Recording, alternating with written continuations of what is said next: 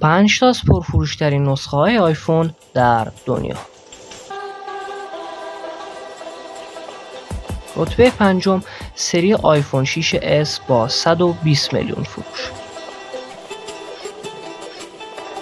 رتبه چهارم سری آیفون 11 با 150 میلیون فروش.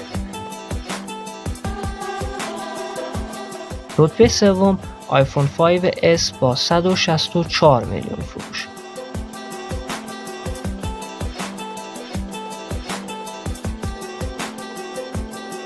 رتبه دوم سری آیفون 13 با 220 میلیون فروش.